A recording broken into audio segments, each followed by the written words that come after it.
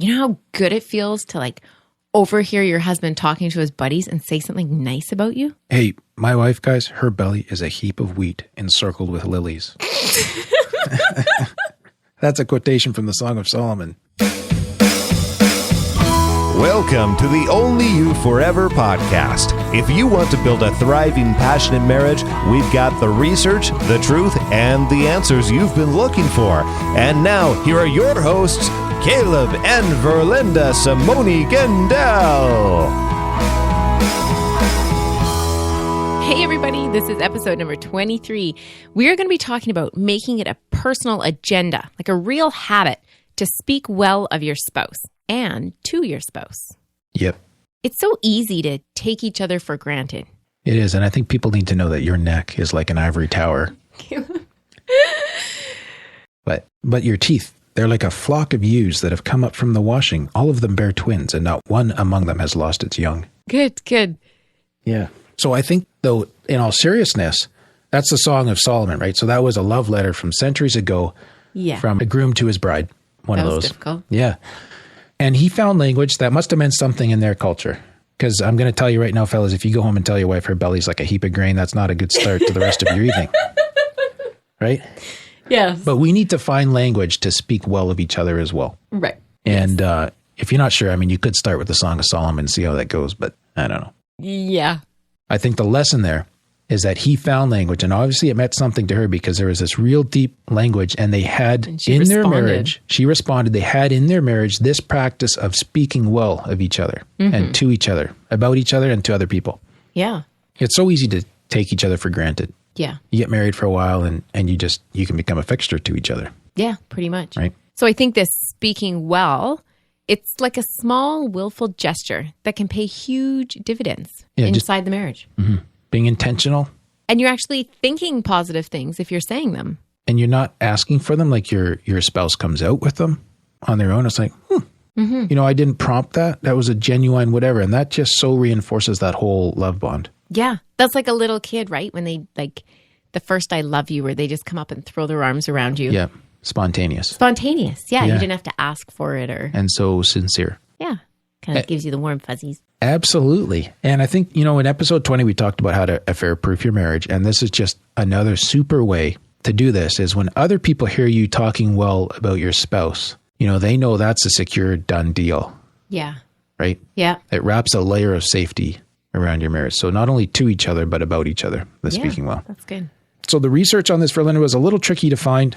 And I did find one article by Hooley and Teasdale from 1989. The single best prediction, it goes in a little bit of a different direction here, but just hear me out.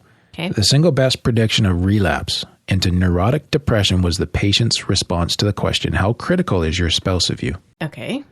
So this was a study done on married people with depression. Yeah. And depressed patients who rated their spouses as highly critical of them were significantly more likely to relapse during follow-up than patients who felt less criticized. Okay. So I can foster your depression by being critical of you. Right. So does this go the other way too then? Like if they were married to a spouse who spoke well of them and encouraged them, yeah, they far less likely to relapse. Physically and mentally. And, yes. Wow. Emotional health. So yeah, I thought that was really cool. And it just points to the fact of how corrosive criticism can be to a marriage. Yeah. Just make it so unhappy and create strife. Yep. Yeah. Like grit. It just kind of rubs. Yeah. Proverbs 27:15. This verse is often quoted in good humor, but it's a good verse. A continual dripping on a rainy day and a quarrelsome wife are alike. I think that could apply to both genders. No, that's just about wives. No, definitely. that continual dripping, sort of that constant irritation and a quarrelsome wife are alike. Yeah. Like it's draining to your psyche, your experience of life. Yeah. I was just thinking about our gutter. Yeah. And how it drives you nuts at night if you hear that drip. Ding. Yeah. Good thing you have such an easygoing wife. Yeah. Non-critical.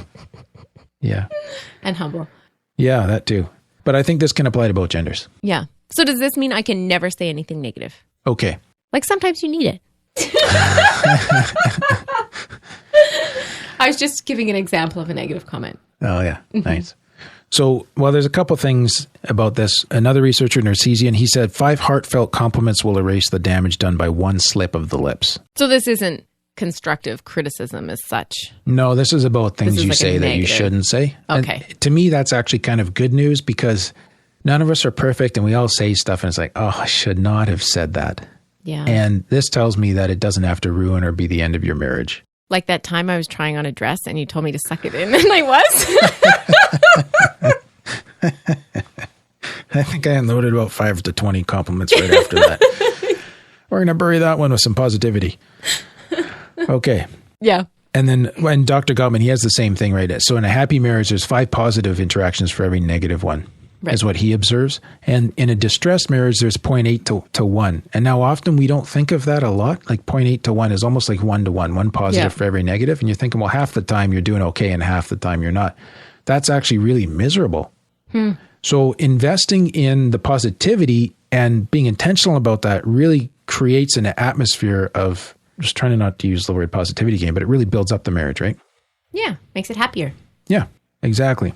So it does have a very distinct impact on marital satisfaction. Here's another study. Those who rated this from Gordon and Balcom, those who rated their spouse as being particularly positive reported higher levels of satisfaction in their marriage.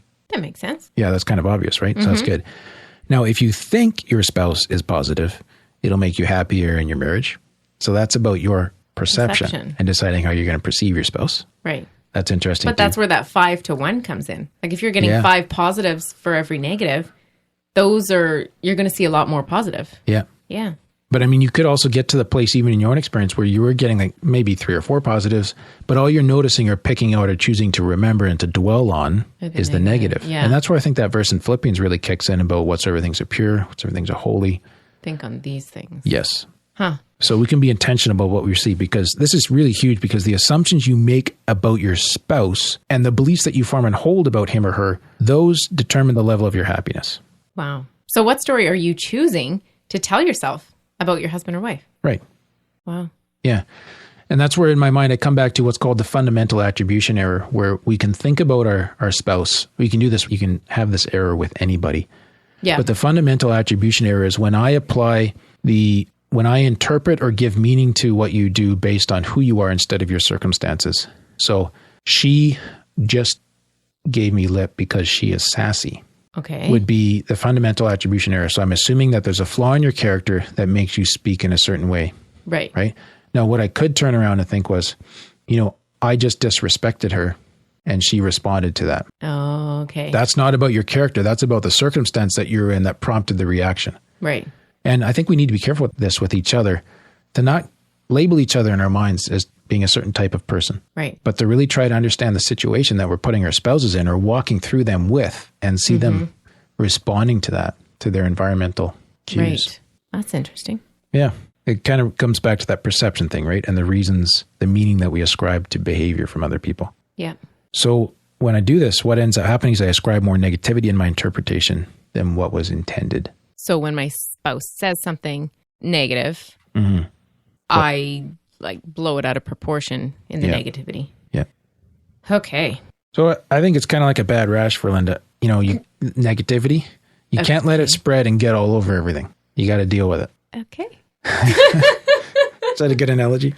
That's fantastic. Yeah. All right. So moving on. Yeah. What do I do if I find myself doing this?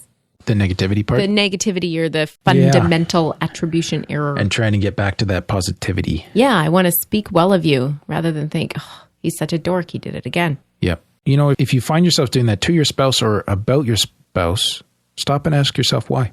Why am I doing this? Why do I need to do this? Why do I need to do this? And sometimes I think, is this what your circle of friends do? Yeah. And that's where, it's typical in movies, and you can find it happening in real life where the girlfriends are sitting around belly aching about their better halves to each other. Their husbands. Their husbands. Yeah.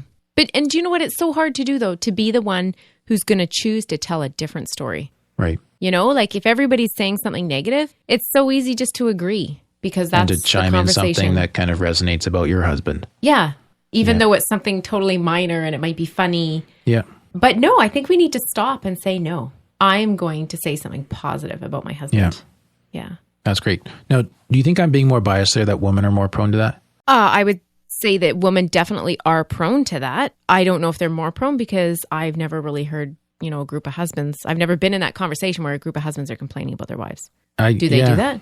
I've heard guys do it more individually, and I don't know if I just have a great circle of friends in that regard, but I've never heard everybody sort of jump on a complaint about your wife bandwagon. Yeah. So, and anyways, let's just bring this into our own hearts and ask ourselves. Everybody can decide, for themselves where they're at. Yeah, and then another reason is if I'm being negative towards you or about you, is there something, I got to ask myself the question, is there a problem in our relationship that I haven't acknowledged yet? So that the negativity is the symptom of another problem. Right. Yeah. And maybe that's a conversation we need to have and get into some communication there to actually talk about that. Well, we have this great communications e-course coming up, which deals with that kind of thing. That's right. You can find out about that at onlyyouforever.com. Yeah. So that's a good question to ask. And, Verlinda, sometimes I think we just need to give ourselves a kick in the butt and say, I'm not doing that anymore. Yeah. This is my issue and I need to own that and I need to just stop it. Yeah. And that good old rule, talk to your spouse, not about your spouse. So unless you're speaking positively. Yeah. About them. Yes. So we're on that try to cure your negativity thing. I would rather you came to me with a complaint. Absolutely. Than to your mom. Oh, yeah. Or to your friends or whatever. Yeah. Yeah. Yeah. And I think all of us would want to be honored in that way. Yeah. I think there is an exception though, Caleb. If you're being abused by your spouse, right, you need to talk to whoever's available. Right. And you need to take that time to check out and regroup. Get to a safe place. Yeah. Yeah. So if you have some real issues, like real issues like that. You can't just go talking positively about them and with it getting worse. Yeah. And you can't, I've never seen it work. And it's generally accepted amongst people that help abused women. Yeah. That, trying to be more vulnerable with your spouse and sort it out with them does not have a good success rate. Okay. Yeah. So it's more like you pull out, establish your own safety, and he does his work and gets things sorted. Or she. Yeah. It's usually a he. Yeah. Is that good? I think so. I think you did a great job talking about this episode. Thank you. I've just been watching that flock of views between your lips the whole time. Okay. That's all for today's episode. You can get the full show notes at oyf.link/23. Remember, we are here to help you build thriving, passionate marriages. So if this was helpful to you, we'd love it if you could help us spread the word and share this with others who would also be blessed by it.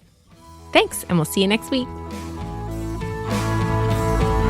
Thank you for listening to the onlyyouforever.com podcast. Please help us reach and influence a wider audience by rating and reviewing our podcast at onlyyouforever.com/love. Thanks for listening, and we'll see you next week.